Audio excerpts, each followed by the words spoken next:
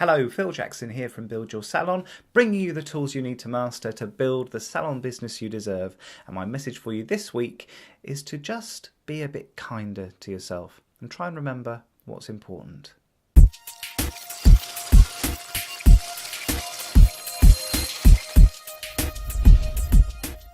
Hello and welcome. Slight change of pace this week. I'm going to relax a little bit and talk to you, I hope, as a friend.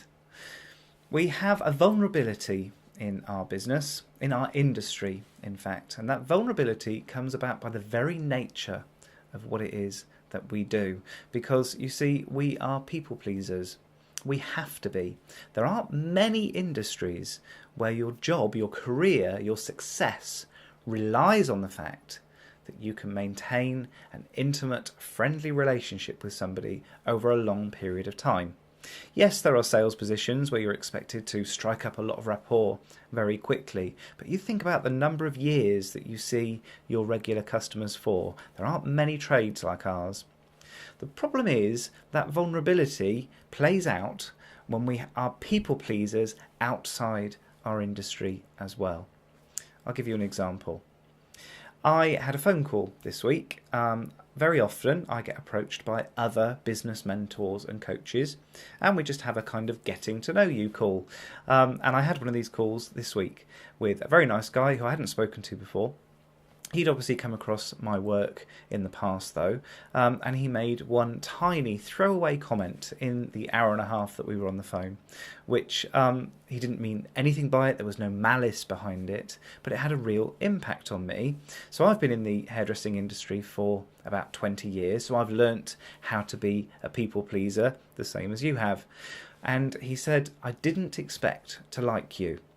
So he'd watched my videos and formed a kind of opinion about me, about the kind of person that I was, and that didn't play out when we were talking face-to-face or Skype to Skype during our hour and a half conversation. He said, "I didn't expect to like you." Now, he didn't mean anything by it. He wasn't being horrible. He's a really, really nice guy. But that tiny little comment out of the whole hour and a half is what stayed with me after. And I started to overanalyze a little bit, I suppose, and I was lying in bed that night thinking, what am I doing wrong that makes people want to, that switches people off, that means they don't like me. And I wondered about the content of my videos, because I always do these videos with an open heart and I try and share as much as I can with you in the few minutes that we have together. And my intention is always that you have a stronger business at the end of one of these videos than you did at the beginning. So I'm coming from a nice place. I'm a good guy, and I wondered where I was going horribly wrong. And I started to play all different scenarios out in my mind and make myself a little bit paranoid. And this went on for a number of days, nearly a week, in fact, before I kind of had to give myself a bit of a slap around the face and a wake-up call.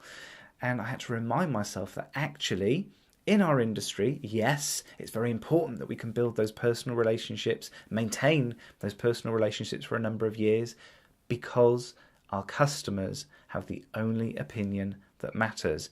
It doesn't matter what anyone else thinks. Now, this guy is a really nice guy, and I actually really enjoyed our chat, and I hope we get to chat again soon.